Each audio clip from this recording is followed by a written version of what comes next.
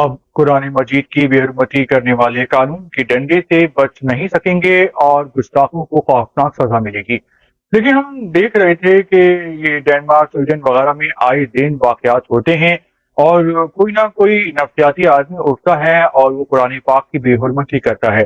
تو اس حوالے سے جو مسلمان ہیں اور جو بہت سارے نان مسلم بھی ہیں جن کا انسانیت پہ ایمان ہے، تو ان کو بھی یہ بات بہت ہی بری لگی تھی اور وہ اس بات پہ بہت ہی ناراض تھے۔ تو اچھی خبر یہ ہے کہ ڈنمارک کی پارلیمنٹ نے ایک بل پاس کر لیا ہے کہ قرآن مجید کی جو بھی بے حرمتی کرے گا اس سے قانون آہنی ہاتھوں سے نمٹے گا، 2 سال تک جیل ہوگی، اس کے علاوہ بہت بڑا جرمانہ عائد کر دیا جائے گا،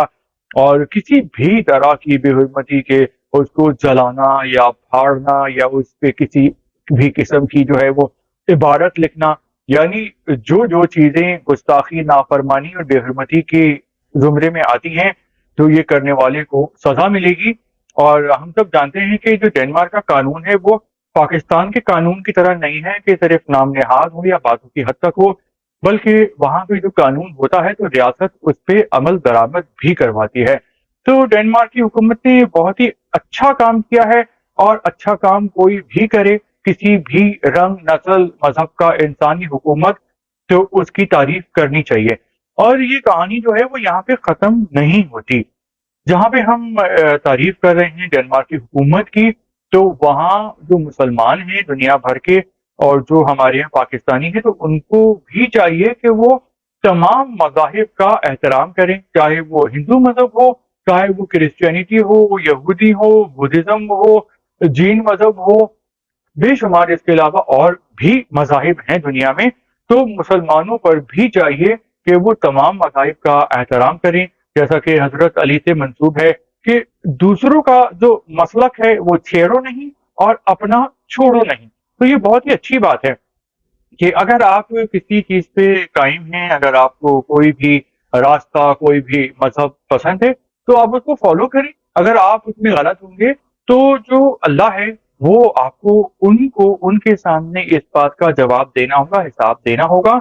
تو آپ اس دنیا میں خدا نہ بنیں اور دوسروں کی زندگیوں کے اور مذہب کے اور صحیح غلط کے فیصلے نہ کریں، کیونکہ جو عیسائیت ہے اور یہودیت ہے تو وہ بھی اللہ کے ہی مذاہب ہیں اور وہ بھی پیغمبروں پہ ہی اترے تھے، ان کے ذریعے انسانوں کے لیے پیغام بھیجا گیا تھا۔ اور اس کے علاوہ جو بھی باقی مذاہب ہیں، جو ہندو مذہب ہو گیا اور بدھزم ہو گیا یا لادین بھی ہو گئے، تو وہ تمام بھی بیس کرتے ہیں انسانیت پہ اور اخلاقیات پہ۔ تو ہمیں کیا ہے، دوسروں کو برا کہنے کے بجائے اور دوسروں کو مسلمان کرنے کے بجائے ہمارے لیے جو سب سے ضروری ہے کہ ہم جو ہیں وہ مذہب پہ عمل کریں، کیونکہ پاکستان کے مسلمانوں میں جو کمی ہے سب سے بڑی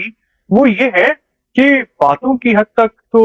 مسلمان ہیں، بڑی بڑی باتیں کرنے میں، اپنے آپ کو فرشتہ ثابت کرنے میں اور ایک بہترین انسان ثابت کرنے میں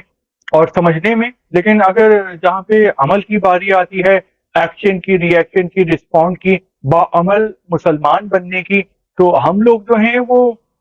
بننا تو چاہتے ہیں، دکھنا تو چاہتے ہیں بہترین مسلمان، لیکن ہم بننا نہیں چاہتے، اس لیے جو ہے وہ عمل میں کمی رہ جاتی ہے، اور عمل میں کمی ہے تو تبھی تو یہ ہے کہ پاکستان کا یہ حال ہے کہ یہاں پہ 2 نمبری ہے، چیزوں میں ملاوٹ ہے، بے ایمانی ہے، دوسروں کا حق مارا جاتا ہے۔ کیونکہ یہاں پہ